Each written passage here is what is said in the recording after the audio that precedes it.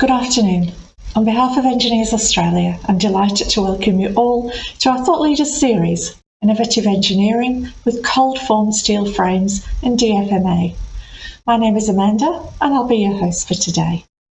Firstly, in keeping with our custom, Engineers Australia acknowledges the traditional custodians of the country throughout Australia and recognises their continuing connection to land, waters and community.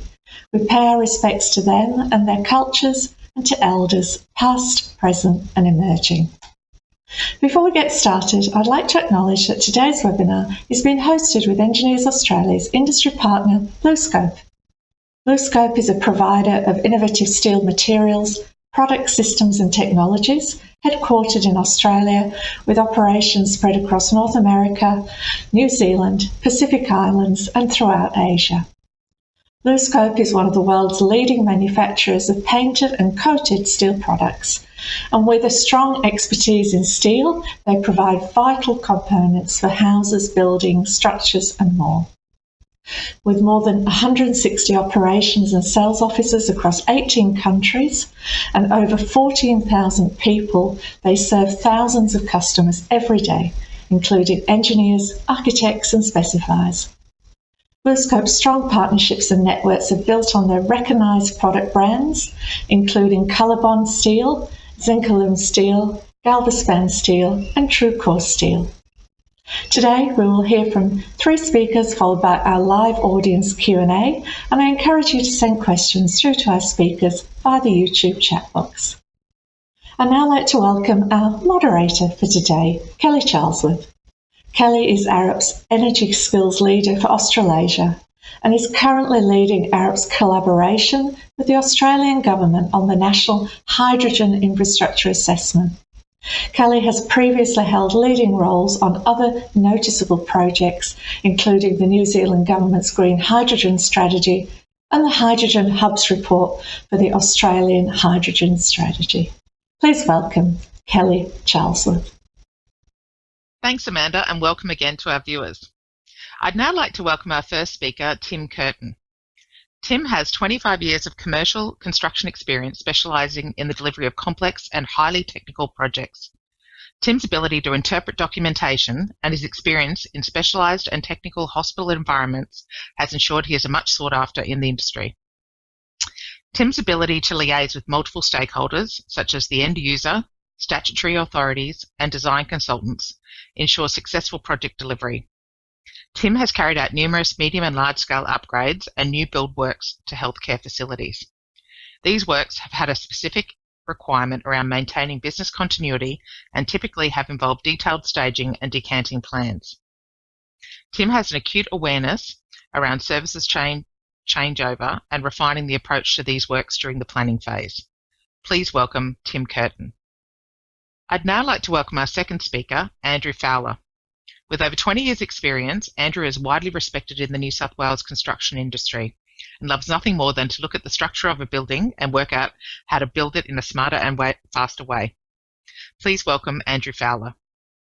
I'd now like to welcome our third speaker, Richard Noonan. Richard has over 25 years' experience in engineering design, having worked in local government and consulting. Richard established Barnson in September 1992 and previously worked in various local councils within Central West New South Wales. He designs, documents and supervises many structural, civil and geotechnical engineering projects that Barnson works on. Please welcome Richard Noonan. Yeah, thanks for the introduction. So I guess the first thing I want to talk about is our this project and how we got involved. So we are a small construction company based in St Leonards. We got the opportunity through Ramsay Healthcare to look at and develop a scheme to deliver Northside Clinic. Northside Clinic is a mental health facility based on the lower North Shore of Sydney. We were engaged to look at options to extend the hospital vertically. It was always envisaged that the hospital would be extended at some point in time. The hospital had a concrete slab down, and they originally looked at a portal steel frame, as the way to extend the facility. We came on board and looked at options from a modular approach as far as a full-scale module, because one of the major constraints we had in the facility is scaffolding the building. Now, as you can imagine, putting scaffold in front of patient rooms was not ideal, especially vulnerable patients that are currently sort of held in the facility. So we looked at all sorts of different opportunities. One was needling scaffold from the floor plate. We looked at all sorts of other ways to do it, and we sat down and decided that we would have to do some sort of prefabricated facade system. As such, we then went out to market, had a look at the different people that were in the industry. Obviously, we'd worked previously quite a few times with Andrew from Austruss, and we engaged his services originally as a bit of a D&C approach to figure out how we could actually create this project. I guess looking at the project as a whole, there was fairly restricted access.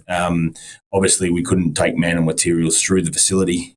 We had to create our own access to the level 8 floor. We had to install a tower crane, and then we had to figure out how we were going to manufacture these panels that we'd come up with. The complexities of the original build were that there was a facade that was installed previously whilst compliant. The manufacturer had got into receivership mainly due to the combustible panel issue at the time. We knew that product didn't exist, so therefore we had to create a product which looked the same but was built from a different material. So those challenges we worked through, and Richard and Austruss helped us create the solution that we finally came up with. So I guess why did we end up with the decision of using CFS framing?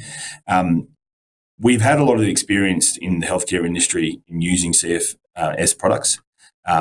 We like the speed, we like the rigidity, and we like the ability to procure the product quickly, and the accuracy in this project was what we needed. Obviously, we had an existing facade we had to match, and therefore accuracy was our number one thing. We couldn't have guys out on scaffold, we couldn't have guys out on needles to line up the panels, install the panels from the outside. We had to do that all up front and without compromise. One of the things we had to take into account, obviously, was safety and man and material safety, and the benefits of us using the cold roll steel was that we had the ability to do most of the facade work, at a ground level. We didn't have to do anything as far as high level works, and that made the installation of the panels, obviously very safe. We were independently ordered 3 or 4 times by different institutions to make sure the product and to make sure the safety was paramount. And one of the big things we went through was a safety and design. So obviously the installation and the system that we created was verified and looked at by facade engineers. We had to do, different types of flashing. We had to do all sorts of instant connection points to make sure that the product was worked through. We did look at curtain walling systems. We did look at other systems. However, what we found was nothing that we found on the market would give us the solution we required. An aluminium facade panel was something that was looked at. An aluminium style frame was looked at, but we found that because of the intricacy of the facade that we had to actually set up locally, we could double check measurements, and therefore that allowed us to procure this in a timely and cost-effective manner. So for us, it was really about time of procurement, cost of procurement, and also the quality that we're going to get. And I think this building and the facade that we have procured is justified, and it's very much cost competitive, and that's one of the reasons why we did it. Obviously, we feel now that the product has been installed for a year and a half. You cannot tell the difference between it and the original facade that had been installed, and that is a testament to what we've all sort of put together and created. So I guess from my point of view, the cold rolled steel or the Austruss product that we procured was very, very important, and it allowed us to be locally manufactured, locally made, and obviously installed to a joinery style detail, which is what we required to undertake the project. So to tell you how we did it, I guess I'm going to pass on to Andrew. He can tell you a bit more about how we did it. Thank you. Good morning, this is Andrew Fowler from Austruss Frames and Trusses in Braemar, New South Wales. I appreciate the opportunity to speak in relation to this project. It was an outstanding project from delivery and procurement and installation point of view. We were by Erilyan early in the piece, particularly Tim, and I'd like to thank Tim for asking us to be involved in this project from day one. Was to mimic the facade on the outside of the Northside Clinic building. And we had a lot of to and fro in relation to what the best manner to do that was. And the principal requirement was that it wasn't to have any scaffold on the outside of the existing building. So what we had to obtain was where the existing joints in the building and the facade were. As you can see from this photo, we've got all these vertical lines running up the outside of the building, but the original building was built with an Alucobond or aluminium composite panel. And with the change in fire regulations, we weren't allowed to do that anymore. So what the priority was to get those vertical lines to line up in the new facade, then come up with colours on a fibre cement James Hardie panel that would match in with the existing colours of the Alucobond structure. Also, the window hoods had to be maintained in that format. So the survey was critical at the start to work out where the panels were going to be and the connection details for the panels and the laps. Once we got that information, we designed the panels as a set-out tool for the installation of the cladding on the ground in a formatted jig. You can see it in the bottom, the photo on the left-hand side down the bottom, where we've got some containers that we hung the panels on to mimic the assembly on the side of the building up in the air. With the dimensions being within 0.5 millimetre accuracy of the panel, that allowed us to get joinery-like finishes on the facade to get the prefabricated James Hardie sheets to then install on our finished frame. Our DfMA approach for this facade was to break it up into these sections and segments that we could handle and install the cladding on. So that the cladding set out was the driver for the manufacture of the panels. The panels then had to be incorporated with the parapet. As you can see at the top of the photo on the screen, the parapet's incorporated in the back of the panel. There was also a box gutter in the roof structure that had to be supported by that façade panel at the same time. When we manufactured the panels, that we incorporated RHS columns within those to give us additional stiffness and allow us for lifting and transport. The challenges we had to overcome within the whole design phase was Section J separation from the inside to outside, all the rain screen, the flashing and the connection detail to the existing facade to make sure that we mitigated any moisture egress into the building at that point. Testing of the flashings and all those elements around the windows and the window hoods as they were installed on the outside of the building. We also come up with an ingenious way to build those window hoods, which was basically a light gauge frame installed as a truss 90 degrees to the facade. So that was then clad, and we could maintain the accuracy by using that element. I'll move on to the next slide now. You can see the blue framing there, which is the actual substructure behind the panel that we hooked the the panel onto as we installed it. That had effectively a connection detail with a hook and a grub screw that basically tightened the facade onto it and allowed us to plumb the panels as we installed them, and also gave it of resisting any of the wind load back through the structure. We also installed secondary ties to connect the panel after it was installed back onto the, so we had a solid connection. That whole roof was basically done as a DfMA installed panel and was lifted in particular sections that allowed us to get that roof up and on as quickly as possible. Here you'll see the panels being fabricated on the ground before they're lifted up. We mimicked the connection details on the substructure behind that was fixed on top of the container. The panels were installed with the hooks onto that and then sheeted in that location, and the dimensions obviously set out from the key of the dimension on the panel.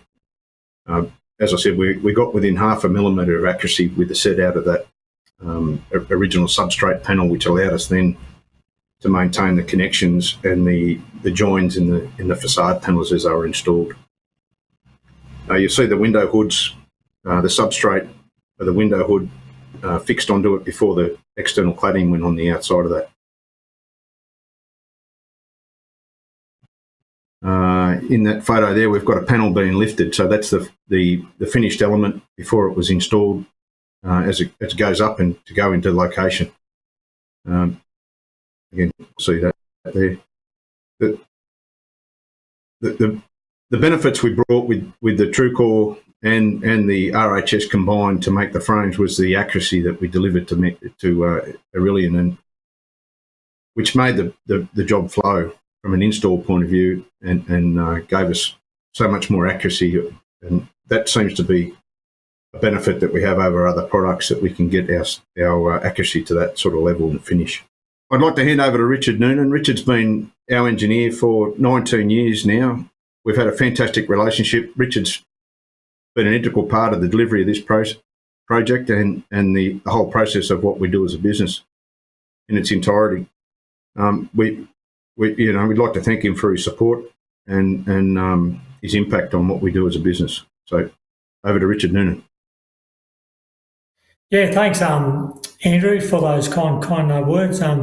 As you said, we've been in business for about almost 20 years. I've been doing cold form steel design for probably about 25 years, and it's been a journey over the years. It's a different type of design. I originally started more doing structural steel design, but now our company specialises in a mixture of structural steel and also cold form steel, probably much more heavily on the cold form steel side.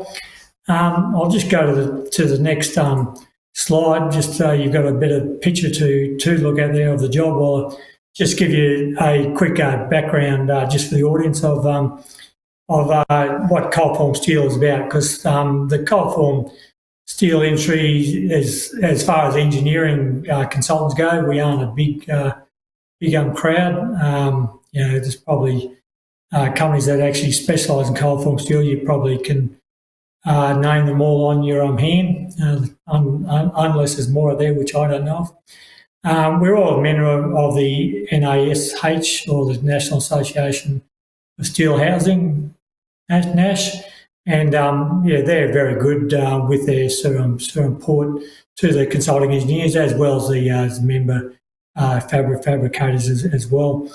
Any engineers out there considering getting into cold form steel design, at first it can be a bit of a headache. If you open up AS 4600, the cold form steel design standard, and take that to bed at night, you'll put you to sleep very quickly. It's very calculation and controlled, and the problem is, as opposed to structural steel where you've got heavier sections, cold form steel is only very light sections.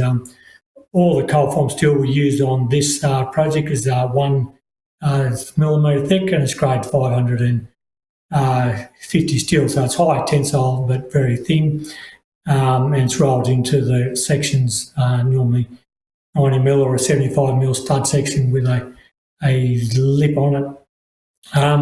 So the problem with that when you go to do the design is that for your particular stress that you're going to have that member under, like if it's a stud, it's mainly in bending with axial. If it's in a truss, it's mainly axial with some small bending in it. You won't get the full section as being an effective section. You'll get material that's further away from the bends won't be effective. And to work out then what is the actual strength, you've got to work out what is your effective section for that particular stress. But that if you were working that out every time, you'd be spending days and days just working out your section capacities. As with structural steel, though, we get we use software to make that process more automated, so that we can put in our effective lengths, and the software will tell us what the thigh NC and the thigh MB will be, and then we just do it as a typical, axial loaded bending member or whatever the member may be.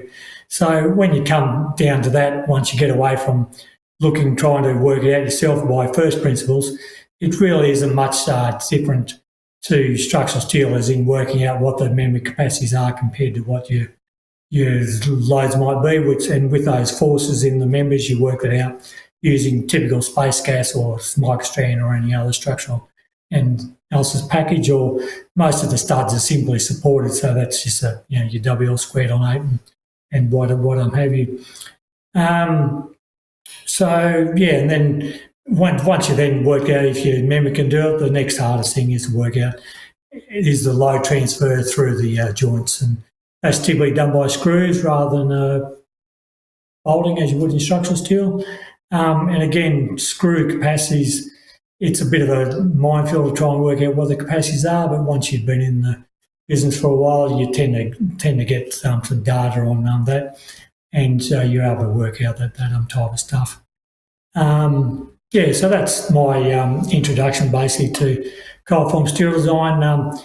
Most engineers, I think, tend to stay away from it when they can, because they don't like something that they don't understand. But once you've been involved with it for a while, it's fairly straightforward and not that much different than what you would do for structural steel. It's just you've got to comply to the different code. But there are plenty of handbooks out there, as I mentioned before, put out by Ash, which help you along the way. And Austruss's steel framing, it's manufactured by FrameCAD, and they put out quite a fair bit of information too. So the FrameCAD roller, it takes the flat bit of steel and it rolls it into that C section, and it cuts it out so you can get the web members in there, or the ognogging members in there in the wall frame and what have you. So that's it about my introduction to cold form steel. As I say, I'd encourage any engineers out there who are thinking of going down that path to certainly give it a go. There's plenty of work out there, as you imagine. We're all very busy at the moment. But as I say, I think the industry needs more cold form engineering people out there. So so there's my plug for cold form steel. So I'll get hopefully some brownie points from blue scope there. On to this particular project, as you can see from that photo on your screen, it was the top story with the bottom part of the building was already built, and they wanted to put a top story on it, as Tim and Andrew have already told you about. Austruss was the designing instruct fabricator for the steelwork, and they engaged us as their engineers. The major challenge is that because of where it was they didn't have much access to build it there on the top of the building, and so they had to crane a fair bit of it into a space. Using the light gauge steel, it does save savings in weight, and so the craneage isn't as much as what you would need for like a structural steel job. Where light gauge works well as opposed to structural steel can save you a fair bit in weight and therefore cost, is where you've got plenty of bracing walls. I mean, you aren't going to get any portal action with cold form steel. It's all got to be a brace frame. So any projects like this where you've got plenty of internal walls that you can brace those walls, it works well. So jobs like school projects, aged care projects, hospital projects we do a fair few of, and also like this, the top story of buildings too, rather than being framed up out of concrete as all the bottom stories are. We've done a fair few like residential buildings where the top story is done in light gauge steel. So it's obviously not suitable for when you've got big halls or big auditorium where you've got no bracing walls. Obviously, your portal frame type buildings or your structural steel braced roof with end walls braces is more the go. So that shows where the cold form steel really comes in. Going on to this particular project, back to this project, this slide shows what the façade panels look like. So as Andrew and Tim have talked about, they were all pre-assembled on the ground, and then we had to do the design so that they could be picked up. So this job was a bit unique. Normally, cold form steel, it's made up in those sections, so you still might make that first façade panel in a section where you would, and the trusses are individual sections that come to site. The difference with this job is that the façade panel was clad and then lifted into site rather than just being an unclad lightweight steel frame panel. So whereas we normally just design the panels and the trusses to handle the ins situ loads, for this job we had to design it so we could have enough strength when they picked it up. So in this case, we use all the stud frames in the red colour there, all the 90 by 35 mil studs, 1 mil thick, and up the top you can see there's a square hollow section there. So we use quite a fair bit of 90x90 SHS or 80x90 SHS where we need something with bending strength. The whole idea is that we've got to keep in that same width of the width of the stud wall, 90 mil wide. So there you can see that they had the lugs at either end. They just picked it up from vertical as you'll see later on. The actual design of the stud themselves, it's basically just a continuous beam with a cantilever end. I mean, it's nothing more than that. It's supported at the ground height, supported at the roof truss height, and it cantilevers over from that. And you have them at about every 600 spacing. So the actual load width is fairly small, and so you work out that spacing so that the stud member doesn't get overstressed. Normally serviceability is the other governing factor, so that we don't get too much deflection in the stud, so that you don't get any problems with the façade shooting. But sometimes strength can come in, but with this particular one, as you can see, it's got a pretty high cantilever, so with the deflection, that cantilever was the limiting factor. You can see it's got diagonal studs there, and they are to form like a truss. So when they picked it up, it's all basically acting as a truss, so you're not going to get any sagging, what have you, and also gives transfer of load over that opening, that window opening there. I think I've covered everything on that one. And then that typical façade panel, that's like the shop drawing for that. So you see it's got a 90 by 3.5 SHS on the top. Everything else is made out of then the 90 by 35 stud with the diagonals to act as truss bracing. The zigzag stuff gives it stability in that direction, in the sideways direction. So it's acting to brace up give it external bracing to the building as well. Where the screw capacity can sometimes be the limiting factor, not so much for wall frames, normally in the trusses. Then we can, we can do other things. We can add extra screws rather than just the one either side. It's just a flange to flange connection. So the top plate, if you like, is like that, and the stud comes up and sits in there and screws in both sides. And if the screws won't work, we can Austruss are able to do a weld to the joint as well. Then going on to the internal of the building there's a 3D model there of the trusses done by Austruss framing people. So basically Austruss do all their own shop drawings, and we check the shop drawings. They use 3D modelling software, which comes out of FrameCAD, who make the framing machines as well. The 3D modelling has been very advantageous to us, the engineers, because we can see where the girder trusses are much more easily, rather than just looking at 2D drawings, and see where we've got problems with cantilevers and what have you. And so, as I was alluding to before, what stops the whole thing falling over is the bracing in the walls. So bracing is a stud brace, and so we just put in enough braces to handle whatever the horizontal loads are.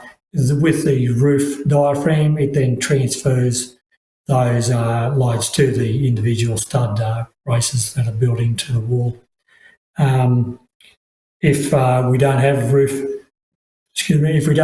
diaphragm action, of course, some of the ceilings they put in are suspended ceilings, and we put in extra bracing in the roof, which is typically strap bracing so we have that roof diaphragm action. So it's not that much different from a big house. Basically, house framing works in exactly the same way. So we're not like reinventing the wheel. It's been done before over the many years, 100 or more years, and we're just applying it to bigger scale projects, basically. The roof truss connection to the facade wall was a challenge on this project. As you can see here, we had a box gutter that was connecting to the facade panel. As Tim may have alluded to before, as we was on a 9-storey building, we're at St Leonards. There's a few taller buildings around, like the North Shore Hospital, so we had some wind tunnelling effect there. We certainly had quite a few issues getting the frames put up on site because of the high wind. So we had to come up with a system that they could fix the trusses to the facade. And remember, they've got a hook to the crane, so it had to be a fairly quick connection so they could get it done and unhook the crane and go and pick off the next one. As we all know, tower crane time is always precious time. So Austruss ourselves came up with a suitable connection, and again we integrated some structural steel into the framing there. Where we need something that's got a bit more grunt with the connection detail, we'll use some angle sections, some typical equal angle sections as we did with this, with a clamping arrangement with a bolt that they could let the panel come in and out on site. As well as that, we then put in extra on-site fixed cleats with light gauge steel and screws and what have you to complete the whole fixing of on that. So the good thing is that you can be of course it is steel. It's all steel. It integrates well with this light gauge or a bit of heavier structural steel. As we talked about before, and you saw in Andrew's photos, I've copied one in there that, they couldn't really assemble the roof piece by piece as they would normally do. So we had to come up with a design that they could lift up those sections of roof there and crane them into position. Anyone who's done a roof lift before, whether it be for structural steel or Ligo steel, it's always a challenge to undo. Well, I always find it a challenge anyway. With Ligo steel, it's even more of a challenge because you just got to make sure that where you put your spreader beams, that you're not going to overstress the Ligo steel in that spot. But we're able to use some purlin sections as a spreader beams and just have them coming in to under the truss nodes where they meet. And because the roof wasn't clad, other ones we've done, the roof has been clad, and that's been a bit more weight to contend with. But this one's unclad, so we only have the weight of the trusses and the battens, basically. And there's a section of how it was done there, so you can see that in the green highlighter there is where those 200mm purlins were placed at a truss node, and they were able to screw that to the vertical to hold them in place, so we weren't putting any shear stress straight onto the cord of the truss. And that all went up pretty well, as it was a fairly windy environment when they were picking it up, but it all came over well as far as they told on me anyway. As Tim and Andrew were mentioning before, they built the façade panels on the ground, as in the steel frame came to site and then they cladded on site. We had to come up with some temporary works to design there.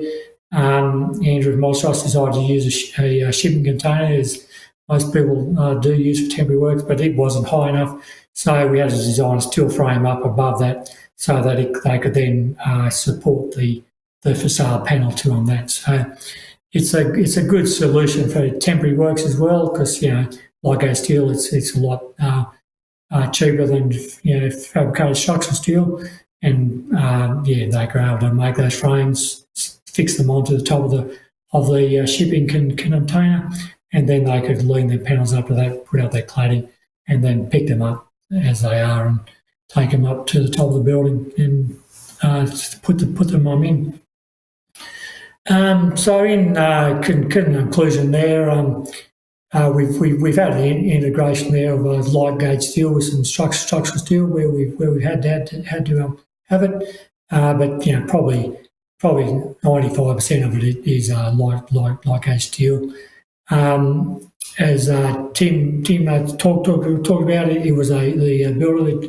It was a good end fit for them, and I think from our point of view, from a structural design point of view, it wasn't that much different from what we normally do, except we just had to do a bit of extra design to work out how they're going to pick it up and how they're going to temporarily hold it until they get the permanent fixing done, and some temporary works design, which you typically don't have to do. But for this sort of project, working with Austruss, they're always into trying to make things easier to build, whether it's doing more of the work in their factory, or at places on the site where you actually have the room, which in this case was down on the ground floor. And as I said, it's got savings in weight using the Ligo steel over structural steel, and that savings in weight also helps to put it up and the size of tower cranes and what have you. So that's all I think I've got out of it. Yeah, it was a great project to be involved with, and I'd like to thank Tim and his company, Erilyan, for engaging Austruss, and Austruss for continuing to work with us, and where I'm happy to keep on going and doing similar projects further down the road. Thank you very much.